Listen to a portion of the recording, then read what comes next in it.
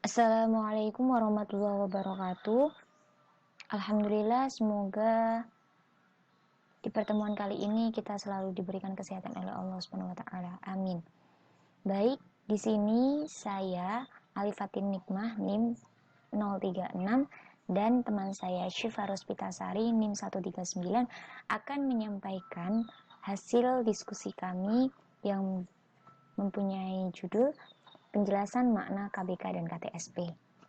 Baik, mari kita pindah ke slide selanjutnya mengenai sejarah kurikulum berbasis kompetensi. Dalam era globalisasi yang ditandai dengan kemajuannya zaman yang mendunia, ini di bidang informasi itu telah berpengaruh tentang peradaban manusia. Dan pengaruh itu bisa berkesinambungan antara nilai-nilai pemikiran serta cara berkehidupan. Nah, dalam kemampuan metakognitif dan kompetensi untuk berpikir, bagaimana berpikir, bagaimana belajar dengan dalam mengakses, memilih dan menilai pengetahuan, terbentuklah kurikulum berbasis kompetensi yang merupakan perangkat terencana dan hasil belajar yang harus dicapai oleh siswa, penilaian kegiatan belajar mengajar dan pemberdayaan sumber daya pendidikan dalam pengembangan kurikulum sekolah disampaikan oleh Depdiknas 2002. Nah, dalam jaringan kurikulum Komcil, pengembangan perangkat kurikulum antara lain silabus yang telah kita kenal dan pembinaan profesional tenaga kependidikan dan mengembangkan sistem informasi kurikulum. Sebagai suatu sistem informasi, kurikulum itu sebagai suatu kurikulum nasional dan KBK mengakomodasi sebagai perbedaan tanggap budaya dan memadukan beragam kepentingan kemampuan daerah. Nah, kemudian slide selanjutnya adalah tujuan KBK. Nah, tujuan KBK, adapun tujuan dari KBK itu antara lain mempersiapkan manusia Indonesia untuk menjadi anggota masyarakat Indonesia. Nah, yang kedua, memandirikan atau memberdayakan sekolah dalam pengembangan kompetensi yang akan disampaikan ke peserta didik sesuai dengan tuntunan negara. Nah, yang dimaksud pertama mempersiapkan manusia Indonesia itu mengharapkan adanya hasil dan dampak yang diharapkan muncul pada diri peserta didik. Apalagi pembelajaran ke arah penciptaan dan peningkatan serangkaian kemampuan oleh peserta didik dan potensi peserta didik atau siswa agar bisa mengantisipasi tantangan aneka kehidupan atau tantangan zaman saat ini. Nah, dan memandirikan itu diharapkan hal tersebut menandakan bahwa KBK itu menghargai bahwa setiap siswa itu memiliki kemampuan dan itu sesuai dengan tuntunan negara.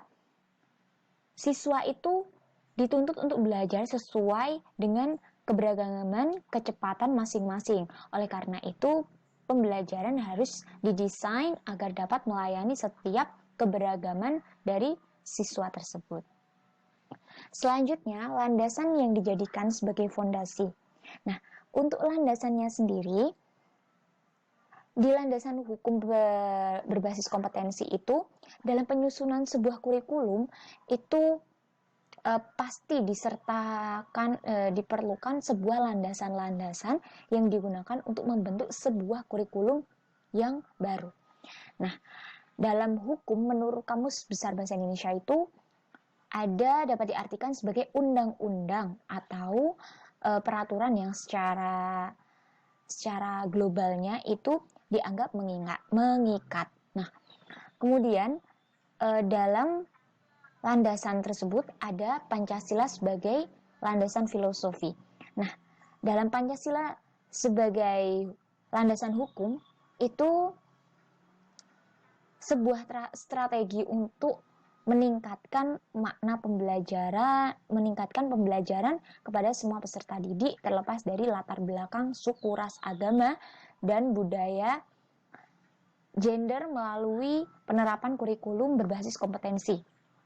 Kemudian dalam tab MBR itu yang dimaksudkan adalah di mana daerah otonomi yang substansinya itu menurut perubahan dalam pengelolaan, nah itu bisa berubah pola itu dalam pendidikan yang memberdayakan daerah dan sekolah dalam peningkatan mutu pendidikan secara terarah dan menyeluruh, sehingga nanti bisa berproses ke depannya. Nah, kemudian UU yang nomor 20 tahun 2003 itu bersifat sentralistik yang menurut perubahan dalam pengelolaan pendidikan itu bisa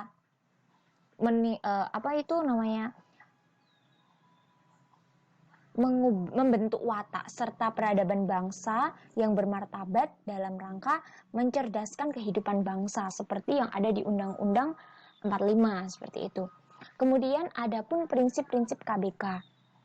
Nah, prinsip-prinsip KBK itu ada keimanan, pengetahuan, keseimbangan etika, kesamaan memperoleh kesempatan, abad pengetahuan, pengembangan keterampilan hidup, belajar sepanjang hayat dan berpusat pada anak-anak, penilaian yang pendekatan menyeluruh, kemitraan, dan kemitraan. Nah,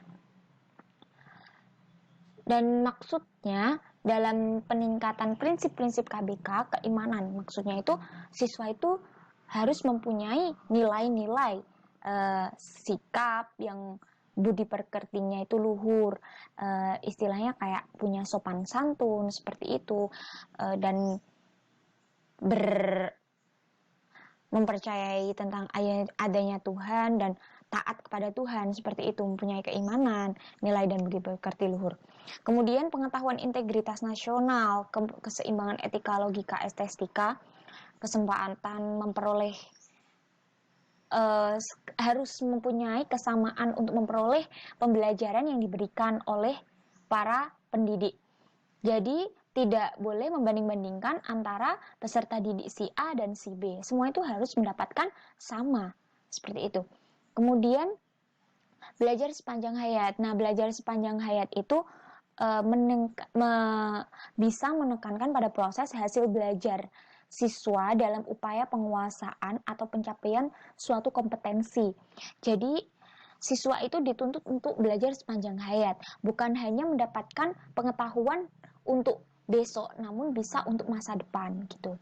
Kemudian karakteristik kurikulum berbasis kompetensi. Nah, secara umum, kurikulum berbasis kompetensi itu memiliki karakteristik menekankan pada ketercapaian kompetensi siswa baik individual maupun klasikal.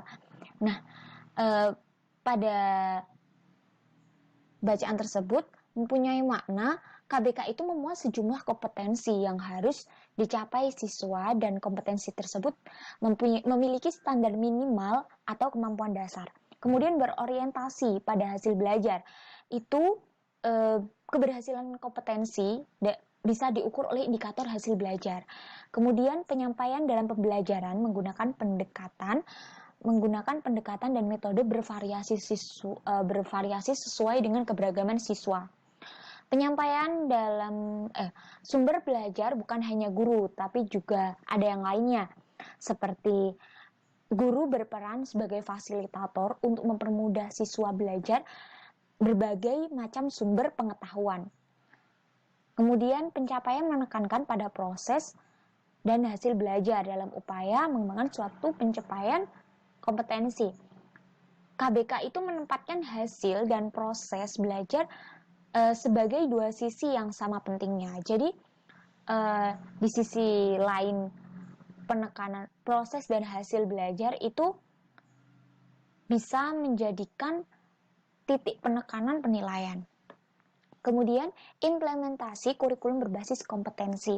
Nah, implementasi tersebut mengacu pada pengembangan kurikulum sebagai the process of planning, implementing, and evaluating learning opportunity indeed to produce desired change in learners. Murray Print 1993.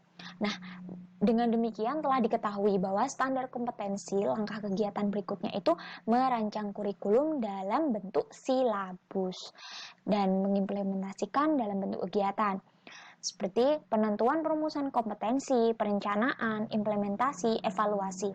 Nah, pada akhirnya implementasi tersebut kurikulum itu tidak pernah disahkan meskipun sempat diimplementasikan secara terbatas. Nah, pada 2006, pemerintah meluncurkan kurikulum pengganti KBK, yaitu KTSP yang sering kita sebut KTSP 2006.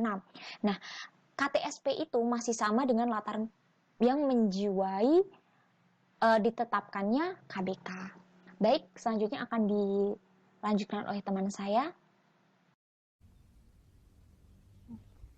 Baik, di sini saya akan melanjutkan penjelasan dari Mbak Alifatin, yaitu sejarah kurikulum tingkat satuan pendidikan atau disebut dengan sejarah KTSP.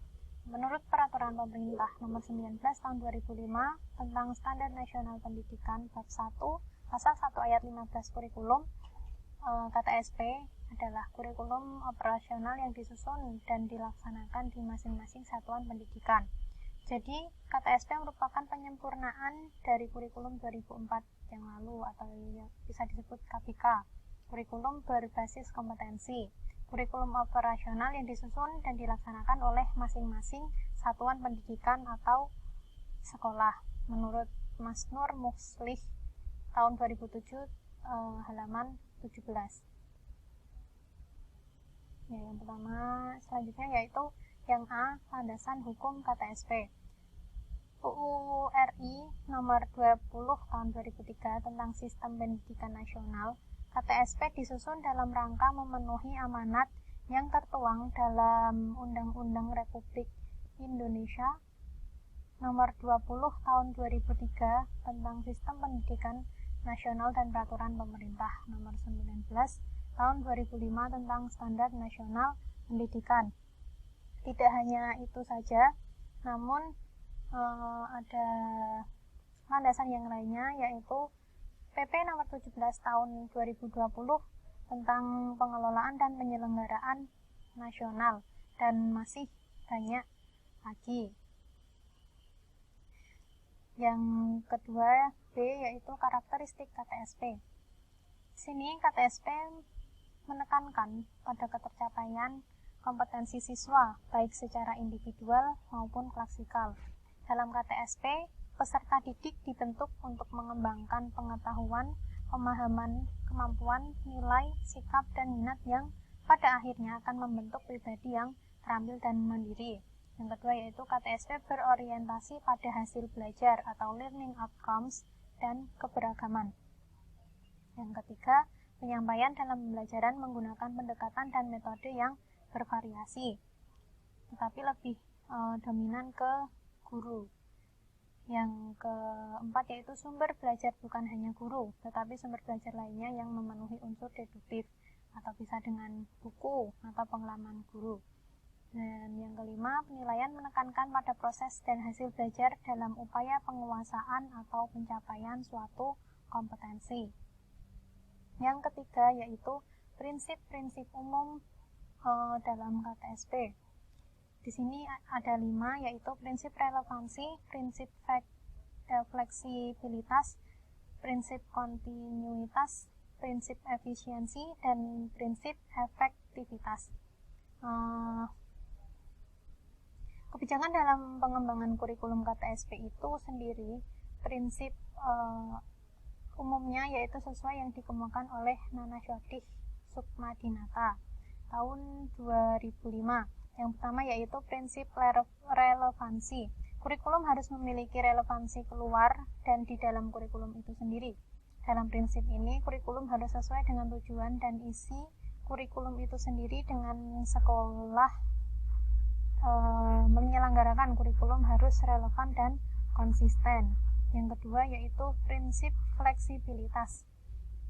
Kurikulum hendaknya memiliki sifat luntur atau fleksibel, yaitu kurikulum disesuaikan dengan kondisi daerah, waktu, kemampuan, dan latar belakang anak.